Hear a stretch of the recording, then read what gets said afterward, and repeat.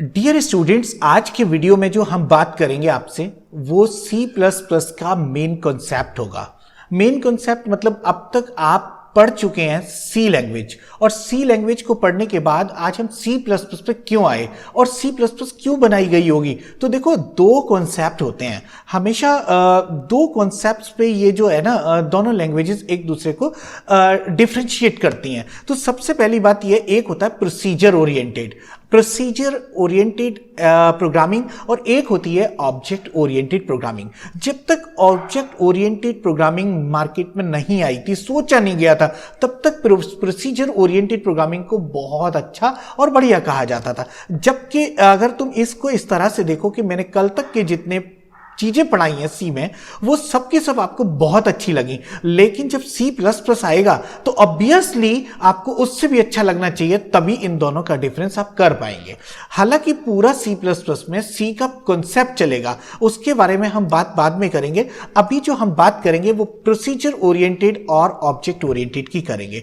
तो procedure oriented होता क्या है? Procedure oriented is a programming language, A programming concept in that whole programming is dependent on the procedures. और procedure is what? Procedure, जब मैंने C के अंदर फंक्शन पढ़ाए थे तो मैंने बताया था C के फंक्शन को किसी और लैंग्वेज में प्रोसीजर भी कहा जाता है, जावा में इसको मेथड भी कहा जाता है और विजुअल बेसिक में इसे प्रोसीजर कहा जाता है, सबरूटीन कहा जाता है। तो अलग अलग नाम थे। तो C जो थी वो प्रोसीजर ओरिएंटेड थी, क्योंकि प्रोसीजर के ऊपर टोटली डिपेंडेंट था। हमारा पूरा ध्यान कहां होता था? फंक्शंस के ऊपर होता था, प्रोसीजर्स के ऊपर होता था। ऐसी प्रोग्रामिंग को बोला जाता है प्रोसीजर ओरिएंटेड। अब आती है बात ऑब्जेक्ट ओरिएंटेड की।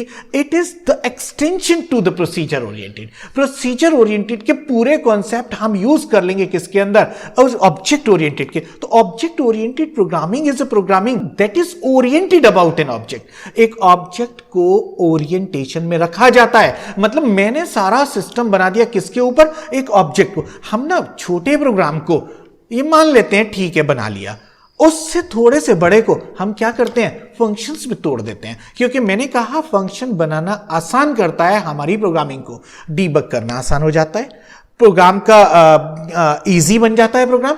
और प्रोग्राम का एक और चीज थी, मैंने 3 बताए, रीयूजेबिलिटी और था, तो रीयूजेबल भी हो जाता है। तो 3 वजह से हमने क्या किया था? फंक्शन बनाए थे। तो बड़ी चीज को छोटे छोटे पार्ट्स में तोड़ा था फंक्शन में। लेकिन उससे भी बड़ा जब सॉफ्टवेयर की बात आएगी तो आप क्या करेंगे? उस पूरी ऑर्गेनाइजेशन जिसके लिए आप सॉफ्टवेयर बनाएंगे, आप उनमें ढूंढेंगे ऑब्जेक्ट्स।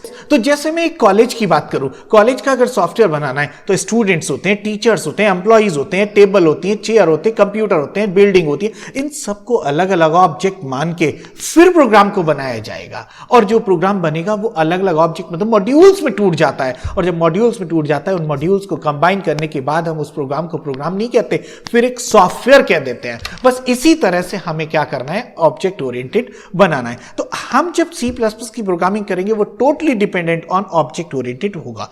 अब ऑब्जेक्ट ओरिएंटेड और प्रोसीजर ओरिएंटेड के कुछ डिफरेंसेस जो मैंने आपको स्क्रीन पे दिखा रहा हूं।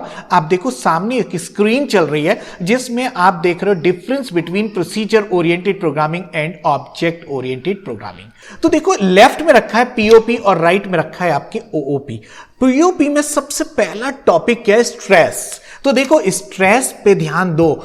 इस प्रोग्रामिंग में अगर देखें तो total stress is given on the functions, मतलब फंक्शंस पे फोकस होता है rather than डेटा।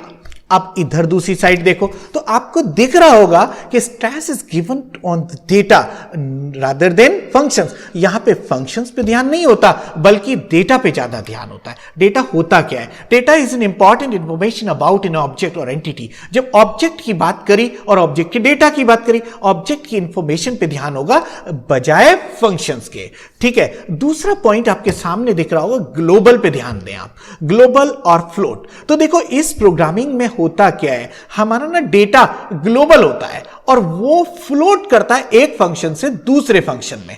क्या चीज? किसमें? पीओपी में। जबकि ओओपी में वो क्या हो जाता है? सिक्योर हो जाता है। जिस फंक्शन में या जिस मॉड्यूल में डाल दिया जाता है वो ग्लोबल नहीं रहता, लोकल टू दैट हो जाता है। और अटैच्ड दूसरी बात लिखी है, attached to that specific function, उसी फंक्शन के साथ जुड़ा हुआ रहता है। ठीक है, मैं आगे बढ़ता हूं। अगली लाइन लिखी होगी इसमें डेटा हाइडिंग और एनकैप्सुलेशन। दो बातें लिखी हैं, दोनों का मतलब आगे और भी डिटेल में बताया जाएगा, लेकिन दोनों का मतलब लगभग एक है। और अगर लगभग एक है तो ये पीओपी में पॉसिबल नहीं था। एक्चुअली कुछ पॉइंट्स आज के इस वीडियो में ऐसे आने वाले हैं जो C++ के एंड तक चलेंगे। इसका मतलब एक दिन में सब नहीं समझाया जा सकता। तो आप सिर्फ इतनी बात समझें जो मैं आपसे कह रहा हूं कि ओवरव्यू, और उसके बाद जब C++ खत्म आ जाए इस वीडियो को फिर से एक बार देखें, तब आपको ऐसा लगेगा कि कितना फर्क था और कितने आसानी से हम कवर कर गए। ठीक है, तो अब हम बात करते हैं डेटा हाइडिंग एनकैप्सुलेशन, मतलब डेटा को छुपाना। ये सी में पॉसिबल नहीं था, मतलब पीओपी में पॉसिबल नहीं था। फिर किस में? ऑब्जेक्ट ओरिएंटेड का तो ये बेसिक प्रिंसिपल है। अगर ये ना होता तो ऑब्जेक्ट ओरिएंटेड बाद में बनती भी नहीं। तो अगली बात हम कर रहे हैं यहां पे, ये टॉपिक इतने आगे आपके सामने, अगले देखो। फिर है in this programming technique the problem is divided into function. बार बार एक ही बात कह रहा हूं, प्रोसीजर में फंक्शंस में डिवाइड होता है, जबकि इधर देखो सेगमेंट्स यानी कि मॉड्यूल्स में डिवाइड होता है ओओपी में। ठीक है, अगला आता है it is top down approach. कौन सा वाला? पीओपी टॉप डाउन है, जबकि ओओपी किसमें? Bottom up. देखो, टॉप डाउन मतलब ऊपर से नीचे की साइड चलता है, और बॉटम अप नीचे से ऊपर की साइड चलता है। ये दोनों प्रोग्रामिंग में फर्क होता है। फिर आते नो इनहेरिटेंस इज पॉसिबल, किसमें? पीओपी में। तो पीओपी में इनहेरिटेंस नहीं होती और ओओपी में इनहेरिटेंस। ये ओओपी का तो इनहेरिटेंस फिर बेसिक फीचर है। ओओपी के 3 फीचर बेसिक होंगे, एनकैप्सुलेशन, इनहेरिटेंस और पॉलीमॉर्फिज्म। ये तीनों के तीनों फीचर प्रिंसिपल्स होते हैं। तो अब देखो, इनहेरिटेंस उसमें पीओपी में नहीं थी, ओओपी में बेसिक प्रिंसिपल में टॉप पे आती है। फिर आता है पॉलीमॉर्फिज्म। पॉलीमॉर्फिज्म भी कुछ ऐसा ही होता है। पॉलीमॉर्फिज्म भी यहां नहीं होती, बल्कि बेसिक प्रिंसिपल में से एक होता है। कहां पे? ओओपी में। एक्चुअली थोड़ी सी अगर बात करनी चाहें तो हम कर सकते हैं। इनकैप्सुलेशन में डेटा को छुपाना, इनहेरिटेंस में किसी का किसी के अंदर लेके जाना, यानी कि प्रॉपर्टीज एक ऑब्जेक्ट की दूसरे में लेके जाना इनहेरिटेंस कहलाता है।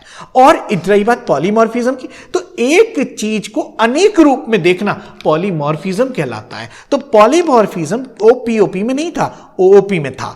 अच्छा, फंक्शन ओवरलोडिंग, फिर एक फंक्शन को एक से ज्यादा रूप में यूज किया जाए, ओवरलोडिंग कहलाता है। इन सबके टॉपिक्स आएंगे, अलग अलग वीडियोस आएंगे। पॉलीमॉर्फिज्म कहलाता है, फंक्शन ओवरलोडिंग भी पॉलीमॉर्फिज्म कहलाता है, और ये कभी भी पीओपी में नहीं था, ओओपी में है। अच्छा, फंक्शन ओवरराइडिंग, ओवरलोडिंग के बाद ओवरराइडिंग। ओवरराइडिंग भी ओवरलोडिंग की तरह ही होता है, लेकिन वो इनहेरिटेंस के कॉन्सेप्ट के साथ आता है, इसलिए वो भी एक अपने आप में फीचर है जो किस में नहीं होता? पीओपी में नहीं होता, ओओपी में होता है। फिर आता है ऑपरेटर ओवरलोडिंग। एक ऑपरेटर को अनेक रूप में यूज किया जाए, जैसे प्लस है, प्लस को मैं किसी और काम में भी ले सकूंगा। तो इस तरह का अगर कोई कॉन्सेप्ट बनाता हूं तो वो कहलाता है operator overloading. It was not possible in the POP, जबकि ओओपी का ये एक बेस्ट फीचर है। ठीक है, मैपिंग बिटवीन, ऑपरेटर ओवरलोडिंग के बाद आता है mapping between the data and function is difficult, मतलब एक तरह से बहुत मुश्किल से पॉसिबल। हालांकि सी में जो स्ट्रक्चर थे वो इस चीज को पॉसिबल बना सकते थे, लेकिन मैंने कभी नहीं बताया क्योंकि ये बताने की चीज ही नहीं थी। अब डिफिकल्ट है और कॉम्प्लिकेटेड है, उस चीज को क्यों किया जाए? क्यों ना हम C++ के यानी कि ओओपी के ऑब्जेक्ट्स पे आए, और उससे क्या होगा? लिंकिंग होगी एक ऑब्जेक्ट की फंक्शन के डेटा के साथ, कि ये इसका है वो उसका है। इस तरह से डिस्टिंग्विश जब कर पाएंगे, भाई मेरे पास 2 ऑब्जेक्ट हैं, एक तो स्टूडेंट और एक टीचर, तो टीचर की चीजें टीचर यूज करेगा और स्टूडेंट की चीजें स्टूडेंट यूज करेगा, यही आपस में लिंकिंग होगी, और इसी को मैपिंग बिटवीन भी कहेंगे, और mapping between the data and function भी कहेंगे, और साथ साथ डायनेमिक बाइंडिंग भी कहेंगे। तो ये चीज जब मेरा टॉपिक आएंगे मैं समझाऊंगा आपको। फिर आता है data abstraction is not possible in the POP. तो पीओपी में डेटा एब्स्ट्रैक्शन पॉसिबल नहीं होता, जबकि डेटा एब्स्ट्रैक्शन पॉसिबल होता है किसमें? ओओपी में डेटा एब्स्ट्रैक्शन मतलब डेटा एब्स्ट्रैक्शन का मतलब होता है to show the abstract view. आप जो लैपटॉप देखते हैं, आप जो कार देखते हैं, आप एक ओवरव्यू देखते हैं। ओवरव्यू तो ठीक है, लेकिन उसको कैसे बनाया गया है, ये कॉम्प्लेक्सिटी पे बात नहीं करते, बस यही डेटा एब्स्ट्रैक्शन होता है। तो डेटा एब्स्ट्रैक्शन ओओपी में तो पॉसिबल है, लेकिन पीओपी में पॉसिबल नहीं है। We can not use access specifiers in the POP, मतलब पब्लिक प्राइवेट प्रोटेक्टेड, ये 3 कीवर्ड होंगे, मैं तीनों पे डिटेल्ड स्टडी दूंगा आपको। तो और we can use access specifiers in POP, वो OOP में तो आप इसे यूज करेंगे, लेकिन POP में कभी भी यूज नहीं किया जा सकता था। ठीक है, अगला फिर एग्जाम्पल दिए मैंने आपके सामने कि अगर पीओपी के एग्जाम्पल देखे जाएं तो सी तो आपने पढ़ी है, इससे पहले लैंग्वेज चलती थी कोबोल, बेसिक, फोर्ट्रेन, ये सब थी प्रोसीजर ओरिएंटेड की। अब जो हम पढ़ेंगे वो ओओपी की, C++, जावा, पाइथन, विजुअल, ये सारी लैंग्वेज किसकी है, पीओओपी की है, ऑब्जेक्ट ओरिएंटेड प्रोग्रामिंग के कॉन्सेप्ट यूज करते हैं। This was all about the difference between POP and OOP, और आपको बहुत अच्छे से समझ में आया होगा मेरी उम्मीद है। और रही बात इन टॉपिक्स की, तो इन टॉपिक्स पे तो डिटेल्ड स्टडी चलेगी, क्योंकि ये पूरा C++ है। ये जो टॉपिक्स है ना, यही सारा कुछ है। तो डिटेल्ड स्टडी में मैं आपको ऐसे समझाऊंगा कि चाय पीने की जैसे आदत होती है ना लोगों की, ऐसे आदत बना दूंगा, और मैं ये कहता हूं कि उसी की तरह इतना आसान बना दूंगा कि C++ फिर आपके लिए चुटकियों पे होगी। ठीक है ना, तो बस इस आज की वीडियो में इतना। कल अगले वीडियो में हम बात करेंगे C++ कैसे बनी, और C++ और C के बीच में क्या डिफरेंस होता है। ठीक है, तब तक के लिए wish you all the best.